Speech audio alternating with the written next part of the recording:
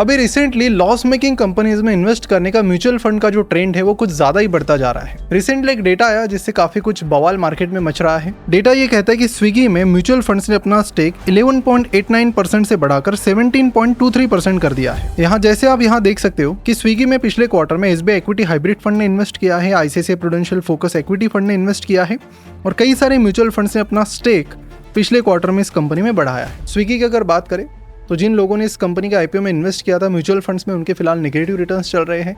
Company फिलहाल बड़े बड़े लॉसेस फेस कर रही है, क्वार्टरली 1000 करोड़ के आसपास के, और ऐसे में म्यूचुअल फंड्स का इंटरेस्ट इनमें बढ़ता ही जा रहा है। लेकिन ये कोई अकेला केस नहीं है, ऐसी कई सारी केसेस हैं जहां पर म्यूचुअल फंड्स इस तरह के आईपीओज में, इस तरह की कंपनीज में अपनी इन्वेस्टमेंट लगातार बढ़ा रहे हैं, जिसे देखकर आपको शायद जसपाल भट्टी जी का ये वीडियो जरूर याद आएगा जिसमें पीपी वाटर बॉल्स का वो आईपीओ लाते हैं और कंपनी का नाम रखेंगे PP water balls. First of all thank you grow for the support, जिनकी वजह से आज का वीडियो पॉसिबल हो पाया। ग्रो को आप सिंपली चेकआउट कर सकते हैं ऐप स्टोर और प्ले स्टोर पर, जहां पर मल्टीपल एसेट क्लासेस में आप उनके जरिए बहुत इजी यूजर इंटरफेस के साथ इन्वेस्ट कर सकते हो। देखिए पिछले 4 सालों में आईपीओस के जरिए अलग अलग कंपनीज ने 5 लाख करोड़ से भी ज्यादा पैसा रेज किया है, जिसमें से 1/3 पैसा एंकर इन्वेस्टर से आया है, जिसमें फॉरेन पोर्टफोलियो इन्वेस्टर्स आते हैं, इंश्योरेंस कंपनीज आती है, म्यूचुअल फंड्स आते हैं। शुरुआत में हमने ये समझने की कोशिश की कि वो कौन सी म्यूचुअल फंड स्कीम्स है जो बहुत ज्यादा आईपीओस में इन्वेस्ट कर रही है। उसके बाद कुछ डेटा देखा तो हमें ये पता चला कि यार यहाँ पर कोई 1-2 स्कीम या 1-2 म्यूचुअल फंड नहीं, सबके सब इन्वेस्ट कर रहे हैं। जैसे आप स्क्रीन पर देख सकते हो कि जो टॉप एंकर इन्वेस्टर्स है इंडिया में, उसमें नंबर 1 पर आता है ICICI prudential mutual fund, number 2 पर आता है एसबीआई म्यूचुअल फंड, 3 पर एचडीएफसी, 4 पर निप्पॉन, और तो इंडिया की सारी टॉप एसेट मैनेजमेंट कंपनीज यानी कि म्यूचुअल फंड कंपनीज के नाम यहाँ पर आपको मिलेंगे टॉप 10 में। स्कीम वाइज देखें तो निप्पॉन इंडिया का स्मॉल कैप फंड आपको मिलेगा जो सबसे ज्यादा एंकर इन्वेस्टमेंट कर रहा है आईपीओ में। उसके बाद एसबीआई का मल्टी कैप फंड है, एचडीएफसी बैलेंस एडवांटेज फंड है, और फिर कई सारे और स्कीम्स है जो अगर टॉप 10 की अगर मैं बात करूँ तो ये सारी स्कीम्स निकल कर आई है। अब आगे बढ़ने से पहले थोड़ा आपको एंकर इन्वेस्टर क्या होते हैं उस पर एक क्विकली बता देता हूँ। देखिए जो आईपीओज होते हैं ना, उसमें QIB का कोटा होता है जो जनरली 40-50% होता है। QIB का मतलब है क्वालिफाइड इंस्टीट्यूशनल बायर्स, जिसमें म्यूचुअल फंड आते हैं, FPI आते हैं, इंश्योरेंस कंपनीज आती हैं, और ये लोग फिर क्या करते हैं, आईपीओ में इन्वेस्ट करते हैं। अब ये जो म्यूचुअल फंड है ये एंकर इन्वेस्टर पोर्शन में भी आईपीओ में अप्लाई करते हैं। अब जो एंकर इन्वेस्टर पोर्शन है वो नॉर्मल आईपीओ जब खुलता है उससे 1 दिन पहले खुल जाता है, और इनके लिए जो 50% शेयर्स इन्होंने खरीदे हैं उनके लिए 30 डे का लॉक इन पीरियड होता है लिस्टिंग के बाद, और बाकी 50% के लिए 90 डेज का लॉक इन पीरियड होता है, ताकि वो लिस्टिंग गेन का फायदा ना उठा पाए और सिर्फ लिस्टिंग गेन के लिए उस पर्टिकुलर आईपीओ में ना आए। अब स्विगी का तो मैंने एग्जांपल ले ही लिया, बवाल लेंसकार्ट के आईपीओ में भी काफी मचा। हर किसी रिटेल इन्वेस्टर को पता था कि company immensely over valued company है, बावजूद इसके अलग अलग म्यूचुअल फंड्स ने दबा के इस कंपनी में पैसा डाला आईपीओ में। एक ऐसी कंपनी जो 297 करोड़ के प्रॉफिट पर 70,000 करोड़ का मार्केट कैप मांग रही थी, एक ऐसी कंपनी जिसका प्राइस टू अर्निंग रेशियो 200+ का था, और ऑफ कोर्स ऐसे वैल्यूएशंस ज्यादा सस्टेनेबल नहीं होते हैं। ये हमने कई सारी केस स्टडीज में देखा है, और कुछ इसी तरह के केसेस पहले भी घट चुकी थी, जैसे पेटीएम में हुआ, हुनासा कंज्यूमर जो कि मामाअर्थ की पेरेंट कंपनी है, उसमें भी सिमिलर चीजें हुई थी। उसकी प्राइस रेंज आईपीओ की 308 रुपीज टू 324 रुपीज थी। यह आईपीओ 2023 में आया था, लगभग 2.5-3 साल पहले। आज भी शेयर प्राइस 300 रुपये ही है, यानी कि आईपीओ प्राइस से कम। सेम चीज ओला इलेक्ट्रिक के बारे में, और कई सारी लॉस मेकिंग कंपनीज, इनकी लिस्ट खत्म नहीं होगी। और इंडिया की जितनी भी टॉप की म्यूचुअल फंड कंपनीज ले लीजिए, वो सब आपको इन जैसे आईपीओज में इन्वेस्ट करती हुई दिखेगी। इसी के चलते पब्लिक ने काफी रोष जताया, तो कई सारी म्यूचुअल फंड कंपनीज ने उस पर अपने जवाब भी बताए। फिर इसमें डीएस में म्यूचुअल फंड था जिन्होंने ट्विटर पर बताया कि क्यों हम लेंसकार्ट में इन्वेस्ट कर रहे हैं। लोगों ने जवाबों में उन्हें भी ट्रोल कर दिया, और भी कई सारे म्यूचुअल फंड्स थे जिन्होंने अपना एक्सप्लेनेशन दिया, जहां पर लोग उस एक्सप्लेनेशन से सेटिस्फाइड नहीं थे, वो बेटर एक्सपेक्ट कर रहे थे एज अ फंड मैनेजर उन म्यूचुअल फंड स्कीम से। वीडियो में आगे बढ़ने से पहले बस क्विकली आपको बताना चाहता हूँ कि हमारे वैल्यू इन्वेस्टिंग कोहॉर्ट को स्टार्ट होने में बस आखिरी 3 दिन बचे हैं, जहां पर आपको अपॉर्चुनिटी मिलेगी सारी वैल्यूएशन टेक्निक सीखने की, जिससे आप किसी भी कंपनी का वैल्यूएशन निकाल पाओगे। अगर आप अच्छी कंपनी से ढूंढ पा रहे हो लेकिन फिर उसके वैल्यूएशन में स्ट्रगल कर रहे हो कि कंपनी ओवर वैल्यूड है कि अंडर वैल्यूड है, अभी लेना चाहिए या बाद में लेना चाहिए, तो वो सारी चीज़ें आप यहाँ पर सीख जाओगे। 3 मंथ्स का ये वीकेंड कोहॉर्ट है, जहाँ पर वैल्यूएशन की सातों स्ट्रैटेजीज आपको सीखने मिलती है एकदम आसान भाषा में, जिसमें बेंजामिन ग्राहम के सिगार बट स्ट्रैटेजी से लेकर डीसीएफ जैसी एडवांस टेक्निक यहाँ पर बड़े आसान भाषा में इंप्लीमेंटेशन के साथ आपको सिखाई जाती है। तो वैल्यूएशन में मास्टरी हासिल करने का ये मौका बिल्कुल मत गवाइए। इसके 40 मिनट सेशन की लिंक आपको नीचे डिस्क्रिप्शन और कमेंट बॉक्स में मिल जाएगी। सी यू देयर।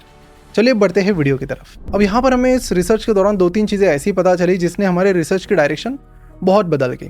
अब ये रिसर्च शुरू करने से पहले मुझे ये लग रहा था कि जो भी कंपनीज इन आईपीओज में डाल रही है ऐसे आड़े टेढ़े, वो तो लॉस ही कर रही होंगी। उनके रिटर्न्स तो खराब हो रहे होंगे। लेकिन फिर जैसे कि मैंने एक डेटा आपको बताया कि इन आईपीओज में anchor as an anchor investor सबसे ज़्यादा इन्वेस्ट करने वाला अगर कोई फंड है तो वो है निप्पॉन का स्मॉल कैप फंड। तो मैंने सोचा कि इनके रिटर्न्स फिर देखते हैं। अगर मैं इस फंड के रिटर्न की बात करूं, मैं ऐसा ये म्यूचुअल फंड्स क्यों कर रहे हैं इसकी भी मैं बाद में बात करूंगा, सो डोंट वरी। इस फंड के रिटर्न की बात करूं तो जो कैटेगरी एवरेज है, हर साल इस म्यूचुअल फंड ने अपनी कैटेगरी एवरेज को हैंडसम मार्जिन से बीट किया है। फिर चाहे आप 3 साल का पीरियड ले लो, 5 साल का ले लो या 10 साल का ले लो। अब सवाल आता है कि ऐसे कैसे हुआ, क्योंकि इसमें से बहुत सारी कंपनीज में इनको तो लॉसेस भी हुए। तो चलिए मैं आपको इसका एक जवाब देता हूँ कि देखिए, ऑफकोर्स जैसे Nippon India small cap fund है तो इसको भी कई सारे जो आईपीओज इसमें लॉसेस हुए। एजियोस ट्रांजैक्ट टेक्नोलॉजीज में इसको भारी भक्कम नुकसान हुआ। रिसेंटली आए कई सारे आईपीओज में भी इनको नुकसान हुआ।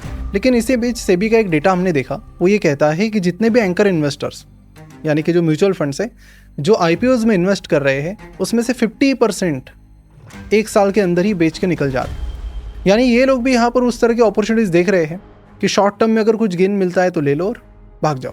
लेकिन ऐसी टाइमिंग करते करते इन्हें कुछ नुकसान भी हुए, जैसे एजियस ट्रांजैक्ट टेक्नोलॉजीज में भारी भक्कम हुआ, कुछ और में भी हुआ। एचडीएफसी बैलेंस एडवांटेज फंड भी एक ऐसा था जिसको एजियस ट्रांजैक्ट टेक्नोलॉजीज में काफ़ी नुकसान हुआ। लेकिन इन सारे लॉसेस के बीच इन्हें कुछ प्रॉफिट्स भी मिले। द केन के डेटा के अनुसार Nippon India small cap fund ने liquor company Allied Blenders and Distillers में 2024 में इन्वेस्ट किया था और जहां पर उन्हें काफ़ी क्रेजी रिटर्न्स मिले। Similarly HDFC balance advantage fund जिसने भी काफ़ी कुछ आईपीओज में इन्वेस्ट किया है, उन्हें भी Krishna institute of medical science जैसी कंपनीज में काफ़ी सारे प्रॉफिट्स भी मिले। तो वहाँ पर मुझे एक चीज़ पता चली कि इन्हें कुछ विनर्स मिल रहे, कुछ लूजर्स भी मिल रहे। इसी बीच 1-2 और चीज़ें मुझे पता चली कि एज ए रिटेल इन्वेस्टर जब हम किसी आईपीओ में इन्वेस्ट करते हैं और वो बहुत टाइम सब्सक्राइब हो जाता है, हमें मिलने के चांसेस नहीं के बराबर होते हैं। और जो जो अच्छी कंपनीज हैं उनके आईपीओ जनरली बहुत ज़्यादा सब्सक्राइब होते हैं, तो वो तो हमें मिलते नहीं है। हमें मिलते किसके, जो बेकार सी पड़ी हुई है। फिर उसमें आप पेटीएम ले लो, फिर आप उसमें लेंसकार्ट ले लो, नायका ले लो, कार ट्रेड ले लो, इस जैसी कंपनीज के जिसमें डिमांड काफ़ी कम है। लेकिन ये जो एंकर इन्वेस्टर्स हैं इन्हें अलॉटमेंट मिल जाती है काफ़ी इजीली, क्योंकि काफ़ी सारा कोटा इनके लिए होता है। तो इसीलिए अगर कोई अच्छा आईपीओ आता है तो उसमें भी इनको अलॉटमेंट मिल जाती है। और ख़राब आईपीओ आता है तो उसके लिए अप्लाई क्यों करते हैं, तो इसके लिए एक थियरी है म्यूचुअल फंड इंडस्ट्री में। अब इसके बारे में कुछ प्रूफ्स, डेटा ऐसा कुछ नहीं मिला, लेकिन कुछ इंटरनल लोगों से जब हमने बात की तो पता चलता है कि फाइनेंस इंडस्ट्री में कुछ ऐसे रूल्स हैं जो पब्लिकली बोले नहीं जाते। उसमें से एक है कि कई सारे जो इन्वेस्टमेंट बैंकर्स हैं जो आईपीओस की अंडर राइटिंग करते हैं। अंडर राइटिंग मतलब प्रोसेस तो संभालते ही है, साथ ही उनको गारंटी देते हैं कि इतने इतने परसेंटेज ऑफ आपके शेयर्स हम बेच के दे देंगे आपको आईपीओ में। नहीं बेचेंगे तो उसकी जिम्मेदारी हमारी। उसके अगेंस्ट में वो बड़ी फीस उस कंपनी से, सामने वाली कंपनी से, आईपीओ लाने वाली कंपनी से चार्ज करती है। तो ऐसे में कुछ इन्वेस्टमेंट बैंक्स ऐसा भी करते कि उसके पास कुछ अच्छा खासा आईपीओ नहीं आया है, कुछ इंस्टीट्यूशनल इन्वेस्टर्स को बोलते कि आप ले लो, आने वाले टाइम में जब मेरे पास कुछ अच्छा इशू आएगा तो मैं आपको अच्छी खासी अलॉटमेंट उसमें दे दूंगा। अब हालांकि इस पर कोई डेटा या प्रूफ्स हमें नहीं मिले, लेकिन इंटरनली जब हमने लोगों से बात की तो नाम ना बताने की कंडीशन पर कुछ म्यूचुअल फंड इंडस्ट्री इनसाइडर्स ने ये चीज़ हमें बताई। तो ये चीज़ पूरी तरह से श्योर नहीं है, लेकिन अगर पूरा सोचते हैं तो थोड़ा बहुत सेंस तो ये चीज़ भी बनाती है। अब दूसरी चीज़ मुझे ये समझ में आई कि जो लॉस मेकिंग स्टार्टअप्स हैं, बहुत ही ओवर वैल्यूड स्टार्टअप्स हैं, इनमें अगर कोई म्यूचुअल फंड्स की इन्वेस्ट भी करती है और पैसा उनका डूबता भी है तो उनको ज़्यादा फर्क नहीं पड़ेगा, लेकिन आपको पड़ेगा। आपको क्यों? क्योंकि एक इंडिविजुअल इन्वेस्टर का पोर्टफोलियो कितने स्टॉक्स का होता है आप बताइए? 20 स्टॉक्स मैक्सिमम, 15-20 जनरली होते हैं। ठीक है, ज़्यादा से ज़्यादा 40 ले लो, 50 ले लो, 60 ले लो, 100 ले लो, और कितना लोगे। लेकिन अगर मैं आपको इन म्यूचुअल फंड कंपनीज के पोर्टफोलियो दिखाऊं, जैसे निप्पॉन स्मॉल कैप की यहाँ पर बात हो रही है, तो निप्पॉन स्मॉल कैप की होल्डिंग्स है 238 कंपनीज है यहाँ पर। फिर हमने एचडीएफसी बैलेंस एडवांटेज फंड की भी बात की जो आईपीओज में एक्टिवली इन्वेस्ट करता है। यहाँ पर भी आप देखोगे तो 341 होल्डिंग्स है, 341। कुछ इसी तरह की चीज़ें आप कोई भी ले लो, मतलब एक म्यूचुअल फंड है जो काफ़ी फेमस है इंडिया में अच्छे खासे रिटर्न्स के लिए, which is Parag Parikh flexi cap fund. 200+ holdings है, वो भी तब जब इस फंड का सिर्फ 77% पैसा इक्विटी में है। बाकी इन्होंने फिलहाल डेट और कैश और हेज इक्विटी में डाल के रखा है फिलहाल, क्योंकि इनको लगता है कि अभी अपॉर्चुनिटीज़ हमारे पास उतनी नहीं है, जैसे आने वाले टाइम में आएगी we will switch to equity. तो निप्पॉन स्मॉल के 238 कंपनीज है, उसमें से 20, 30, 40, 50, 60, 70 कंपनीज नहीं भी कुछ वर्कआउट हुई, उन्हें ज़्यादा फर्क नहीं पड़ता है, क्योंकि इनका बहुत सारी कंपनीज को जो वेटेज रहता है आप देखिए वो कितना है। जैसे मैं आपको एक एचडीएफसी फ्लेक्सी कैप का एक पहले एग्जाम्पल बता देता हूँ। ये फंड मैनेज करता है 97,000 करोड़ रुपीज़, और इसमें अगर आप देखेंगे स्विगी का allocation, so that is somewhere around 0.29%, आधे % से भी कम है। यानी कि बहुत छोटे छोटे अलोकेशंस इनके हैं। लेकिन मैं इस 97,000 करोड़ को 0.29% इसका चेक करता हूँ तो नंबर आता है 281 करोड़। तो नंबर काफ़ी बड़ा है, अमाउंट इन्वेस्ट बहुत बड़ी की है 281 करोड़, लेकिन फंड का वो 0.29% ही है। सेम चीज़ आप निप्पॉन स्मॉल कैप की भी देख लो। ये निप्पॉन स्मॉल कैप के जो आखिरी वाले स्टॉक्स है कुछ, उसकी लिस्ट आप देख सकते हो, बहुत छोटे छोटे एलोकेशंस हैं, लेकिन फिर भी अमाउंट बड़ी निकल कर आती है क्योंकि बहुत ज़्यादा पैसा ये फंड्स मैनेज करते हैं। अब यहाँ पर इन म्यूचुअल फंड्स के लिए जब हमने अगेन इंडस्ट्री इनसाइडर से बात की तो एक चीज़ ये भी पता चले कि जो म्यूचुअल फंड का इन्फ्लो है वो काफ़ी ज़्यादा है। तो हमने चेक किया यार म्यूचुअल फंड का इन्फ्लो कितना है। तो पिछले फाइनेंशियल ईयर में हर महीने में इक्विटी म्यूचुअल फंड्स में जो इन्फ्लो था इन्वेस्टर्स का वो 35,000 करोड़ का था। अब ये 35,000 करोड़ अलग अलग स्कीम्स में आते थे, लेकिन मोटा मोटी बड़ी बड़ी स्कीम्स में आते थे। फिर उसमें परक फ्लेक्सी कैप का नाम ले लो, स्मॉल कैप में निप्पॉन स्मॉल कैप आ गया, HDFC बैलेंस एडवांटेज हो गया, या ICICI की स्कीम्स हो गई। तो इन बड़ी जो 20-25 स्कीम्स है उसमें ज़्यादा मेनली ये पैसा आता है। अब ये पैसा आने के बाद फिर फंड मैनेजर के सामने ये सवाल होता है कि इंडिया में हार्डली 275 कंपनीज ऐसी है जिनका मार्केट कैप 30,000 करोड़ से ज़्यादा है। तो ऐसे में ये छोटी मोटी अमाउंट भी इन्वेस्ट करने जाएंगे तो उस पर्टिकुलर कंपनी का जिसका मार्केट कैप 20,000-30,000 करोड़ है उसका काफ़ी सारा स्टेक इनके पास आ जाता है और उस स्टॉक का गेम पूरा मूवमेंट ही उस दिन के लिए बदल जाता है। अब इस कंटिन्यूस बढ़ते इन्फ्लो के चलते उस तरह के क्वालिटी कंपनीज की संख्या काफ़ी कम है। तो ऐसे में बहुत सारे जो इंडस्ट्री इनसाइडर्स से कह रहे हैं कि ऑप्शन कुछ नहीं है, तो इसलिए IPOs की तरफ जा रहे हैं। अब यहाँ पर सवाल आता है कि IPO की तरफ जा रहे हो, ठीक है, अच्छा IPO की तरफ ज़रूर जाओ, बहुत सारे आ रहे हैं, लेकिन जब लॉस मेकिंग और जो इस तरह के घटिया IPO आ रहे हैं कई सारे, जो एक बेसिक फाइनेंस जिसको समझ में आ रहा है उसको भी पता था कि लेंसकार्ट का कितना ओवर वैल्यूड था। तो ऐसे में अगर आप इन्वेस्ट करो तो सवाल उठेंगे। तो वहाँ पर मुझे जो एक्चुअल जस्टिफाई करने वाली, मतलब DSP म्यूचुअल फंड ने तो प्रॉपर जस्टिफाई भी करके बताया कि हमने क्यों लेंसकार्ट में इन्वेस्ट किया। हालांकि उनका जस्टिफिकेशन आप पढ़ोगे तो आप हंसने लगोगे। अब उन्होंने इसमें बड़ी इंटरेस्टिंग चीज़ कही कि हम 4 चीज़ों के बेसिस पर कंपनीज लेते हैं। स्ट्रॉन्ग और स्केलेबल बिजनेस होना चाहिए, ट्रस्टवर्दी प्रमोटर्स होने चाहिए, एग्जीक्यूशन अच्छा होना चाहिए, वैल्यूएशन अच्छे होने चाहिए। लेकिन यहाँ पर इस ट्वीट में उन्होंने कहीं पर भी एक्सप्लेनेशन नहीं दिया है कि क्यों उन्हें लेंसकार्ट फेयरली वैल्यूड या फिर अंडर वैल्यूड लगा। ऐसे में जायज़ था कि बहुत सारे लोगों ने अपना रोज दिखाया इस पर्टिकुलर ट्वीट के कमेंट में। तो ओवरऑल 3 चीज़ें मुझे इस रिसर्च में समझ आई। पहले तो म्यूचुअल फंड का इन्फ्लो काफ़ी बढ़ रहा है, उस तरह की कंपनीज इंडिया में नहीं है कि उतना ज़्यादा पैसा अलोकेट कर पाए, तो IPO में इन्वेस्ट करना पड़ता है, फेयर इनफ।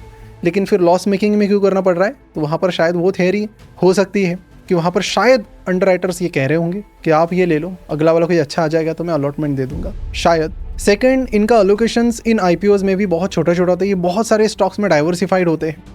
इंडिविजुअली हम करने जाएंगे तो हमें DP चार्जेस वगैरह इतने लगेंगे कि पूछिए मत। तो प्रैक्टिकली वो म्यूचुअल फंड से अलग स्केल पर कर रहे हैं तो उनके लिए पॉसिबल है। इंडिविजुअल अगर उनको फॉलो करेगा, कॉपी करेगा, तो मुझे लगता है वेरी बैड आइडिया। तो कोई म्यूचुअल फंड कर रहा है इसलिए आप कर रहे हो किसी स्टॉक में इन्वेस्ट मत करिए, क्योंकि वो 200-300 स्टॉक लेके बैठे, पूरा मार्केट लेके बैठे वो, ठीक है। अल्टीमेटली वेटेज का ही गेम है कि किस तरह से वेटेज घुमा रहे हैं और आपको एक्स्ट्रा रिटर्न्स निकाल कर दे रहे हैं। एंड तीसरी चीज़, बहुत लंबे टाइम तक लोग बस देखते आ रहे थे कि क्या कर रहे हैं म्यूचुअल फंड, लेकिन अभी लोगों ने आवाज़ उठाई। आवाज़ उठाने के चलते बहुत सारे म्यूचुअल फंड्स मजबूर हो गए, उनको लगा कि यार हमारा नाम खराब हो रहा है। तो आने वाले टाइम में मुझे लगता है कि इस तरह की हरकत है म्यूचुअल फंड के साइड से थोड़ी कम होती हुई नजर आएगी घटिया IPOs में इन्वेस्ट करने के मामले में, जिसमें आम इन्वेस्टर्स को भी समझ रहा है कि कंपनी अच्छी नहीं है, ओवर वैल्यूड है, या फिर बेकार वैल्यूएशंस पर आई है। तो आई होप आपको सारी चीज़ें अब क्लियर हो गई होंगी कि क्यों म्यूचुअल फंड्स इन लॉस मेकिंग कंपनीज में इन्वेस्ट करते आए हैं। तो फिलहाल यहीं पर रुकते हैं। आपके क्या विचार इस वीडियो पर नीचे कमेंट करके जरूर बताइए। नेक्स्ट रिसर्च किस टॉपिक पर आप चाहते हो कमेंट करके जरूर बताइए। जाते जाते हमारे वैल्यू इन्वेस्टिंग कोहोर्ट को भी जरूर चेकआउट कीजिए, जिसकी लिंक आपको यहाँ नीचे डिस्क्रिप्शन और कमेंट बॉक्स में मिल जाएगी। वैल्यूएशन में मास्टरी हासिल करनी है, ओवर वैल्यूड स्टॉक्स को अवॉइड करना है, अंडर वैल्यूड को पकड़ना है, तो वैल्यूएशन सीखना बहुत ज़रूरी है। और यहाँ पर एकदम सिंपल भाषा में मैंने सारी चीज़ें समझाई है जो कोई भी आम व्यक्ति बड़े आसानी से सीख सकता है। सी यू देयर। तो चलिए मिलते हैं अगले वीडियो में। Thank you so much for subscribing and watching this video.